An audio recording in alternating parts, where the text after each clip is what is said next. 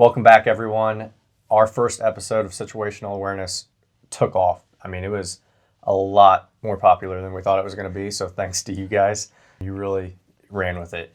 You guys sent in some awesome questions, concerns. What would you do? What should I have done better?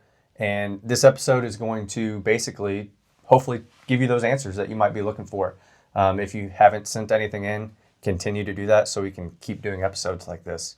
With that being said, Mystal is going to read right off of her phone exactly how you guys sent it in, so you're going to get the real honest truth right here. Well, I hope anyway. Bear with me. I listen to audiobooks and I don't read as much as I used to. So, Okay.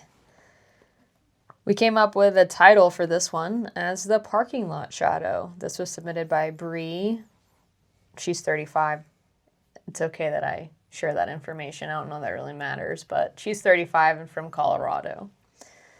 All right, this is from Bree. I was leaving the gym around 9 p.m., the same gym I go to every week.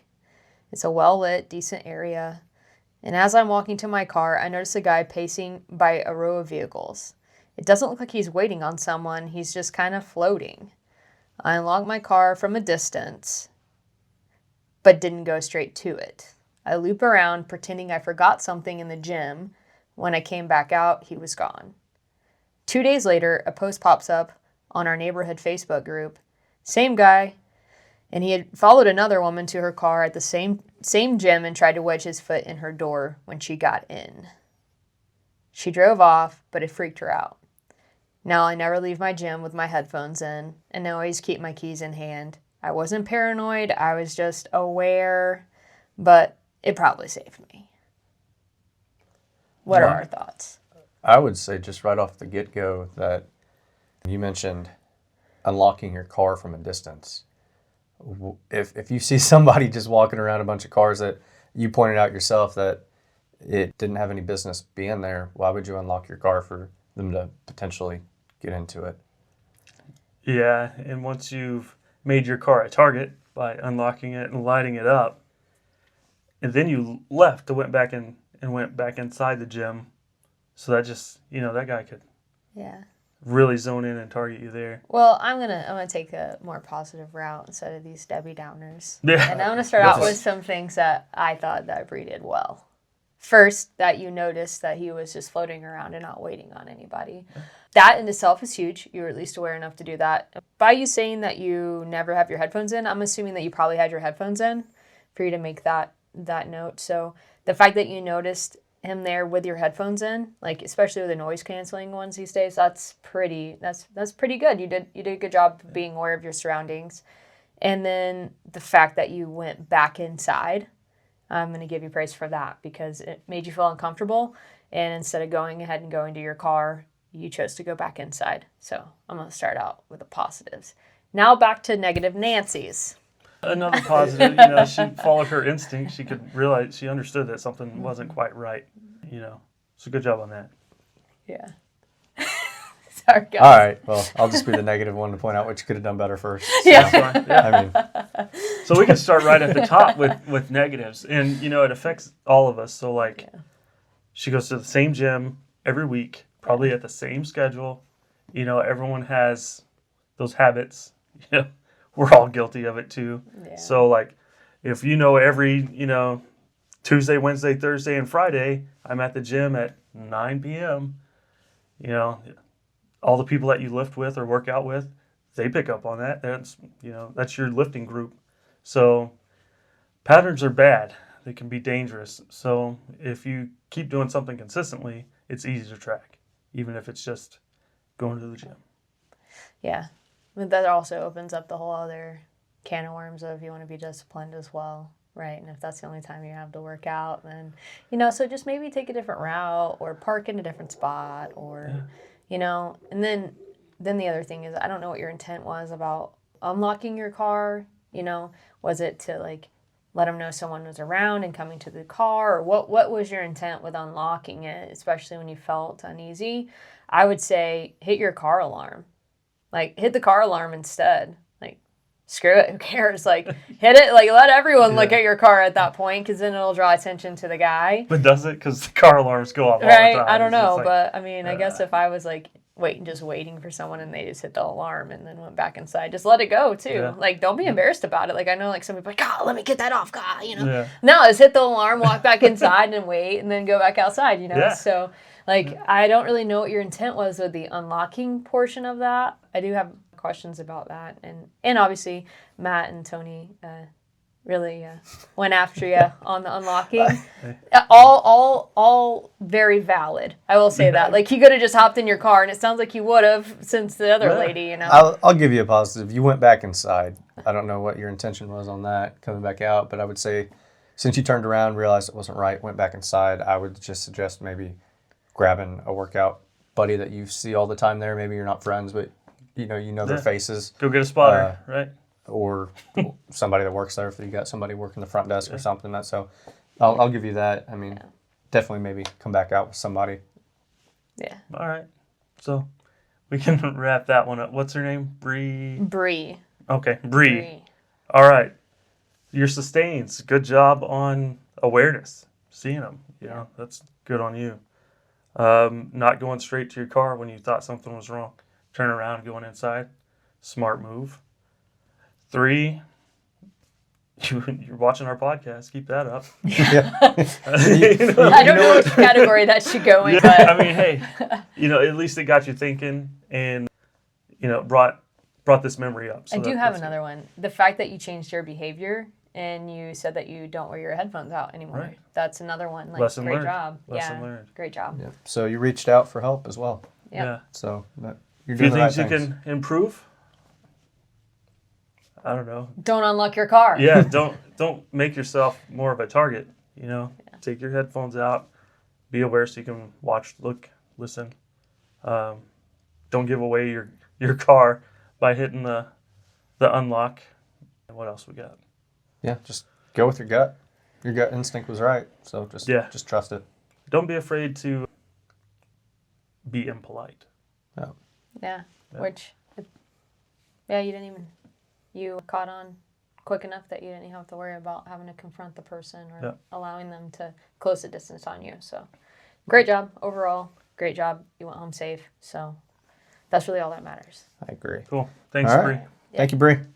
What do you got next, Mystal? Okay. You guys still want me to read them, or did that sound like I, had issues?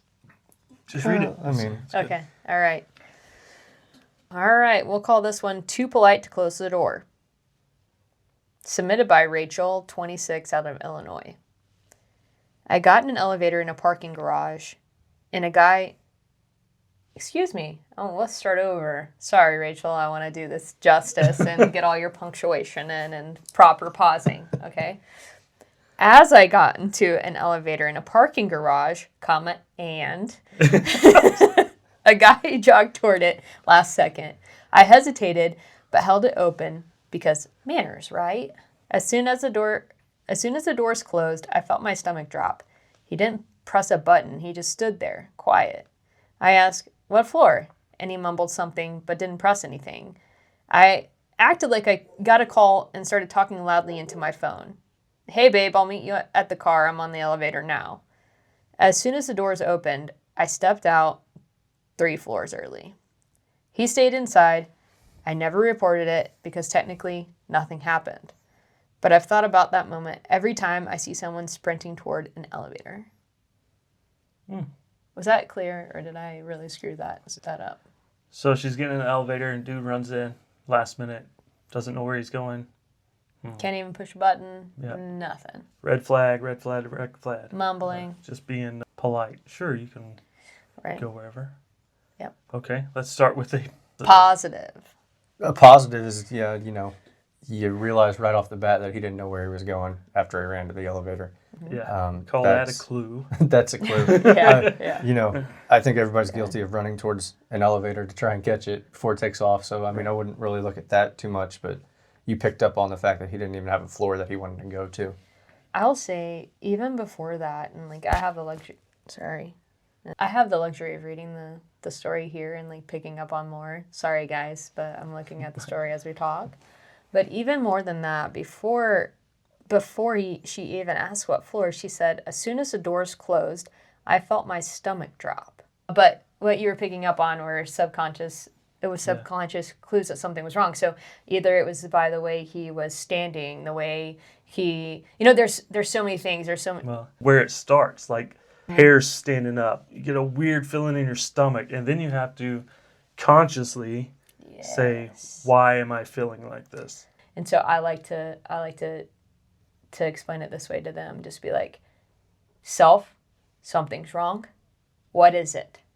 And then make your conscious mind start processing what it is that's not right. My therapist would say you can use the grounding technique. So you can just stop and say, like, what's something I can see? What's something I can smell, can touch, hear?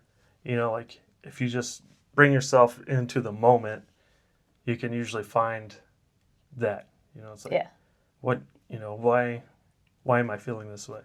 So maybe, hopefully this never happens to you again, but if it does, maybe you'll be like, what is it?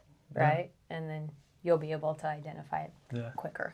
That's the spidey sense. Yeah. Danger. Well, Okay. And your spidey sense went off, and I think later on you said she got off a couple floors early. So that's another positive. You got out of there as quick as you could. I would say, like I said, I also have, like I said, the luxury of reading it again. Something to improve is that you started talking loudly into your phone. You didn't say you called anybody. I'd say call someone next time. Yeah, she pretended to call somebody. Yeah, just make a call. Don't try to.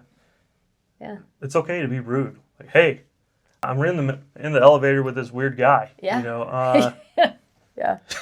Let someone know, because that may be the last contact someone has. You never know. Like, video camera sees you go in the elevator and you never come out. So. Yeah. Or even if you don't want to be that obvious, you could just be like, I just feel a little uncomfortable. I just feel a little uncomfortable, and start describing what he's wearing. Yeah.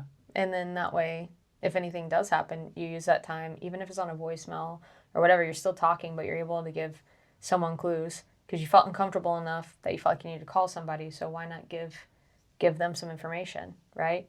Like, about how tall is he? How much does he weigh? Like, give the description on the phone. Yeah. It's okay to be rude. Oh, yeah, definitely. Oh, and next time, too, you can just, close. Like, you see someone running, like, sorry, close. You just hitting the close button as they're coming up. Yeah, like, you can be like, hey, man, sorry about that, and it's closing, like, it is what it is. Yeah. Like, great job getting out of there, though. Yeah. Felt uncomfortable. Just get out. Yeah. Yeah. All right. Next one. You guys ready to move on? Yeah. Let's go. Okay. The knock that wasn't. This was submitted by Andre, 44, out of Nevada. I was home alone, working late. Around 10:15, I heard a knock at the front door. I wasn't expecting anyone, and I peeked through the peephole. No one was there. Just shadows near the porch. I didn't open the door. I turned off lights, pulled up my camera feed, and saw two figures walking down the street. The next day, I found out multiple neighbors had their cars rifled through, and one caught them on camera trying door handles to people's homes. I used to think I'd be the guy who confronts someone outside. I don't think I'm that guy anymore. What are your thoughts? Well, I'd say just right off the bat, you're already in your house, door's locked. Why do you want to go confront him? I mean, door's locked, you checked your peephole, you have cameras. I think you did well right off the bat to realize that you weren't expecting anyone and, not just opening the door blatantly and just, hey, what's up? What do you need?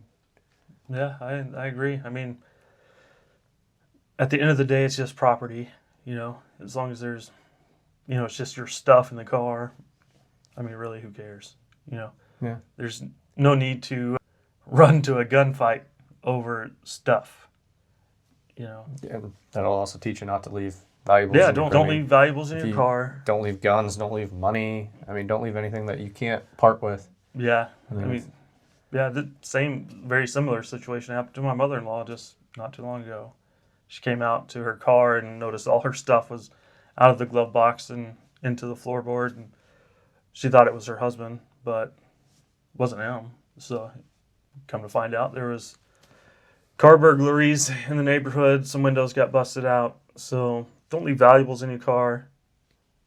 Don't leave your doors unlocked. I was gonna say, doors unlocked, that's probably the biggest one. Yeah. I mean, the majority of criminals that are hitting neighborhoods like that are going door to door on your car, just checking to see if it's unlocked. If it's unlocked, they'll go through it. If it's not, the majority of them aren't going to try and break into it. They're just going to move on to the next one real quick. Yeah, but you have to help yourself there. You can't leave your laptop laying in the front seat of the car and just lock the door because, the car is only as secure as the windows, and those are pretty easy to break, so help yourself out there.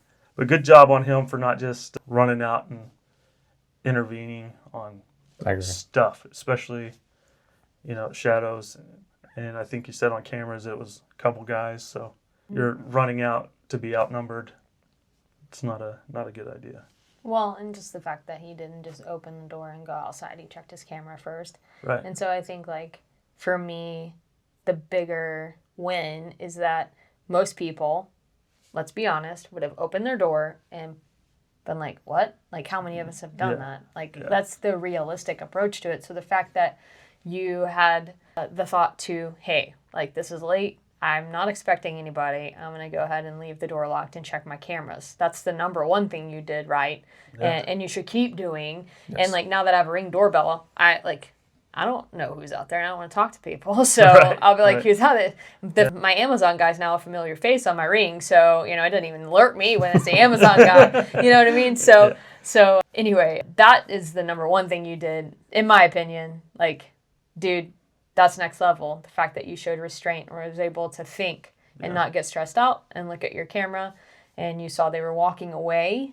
And then, we've all seen videos of people just confronting people who show up on their property because, what are you doing here?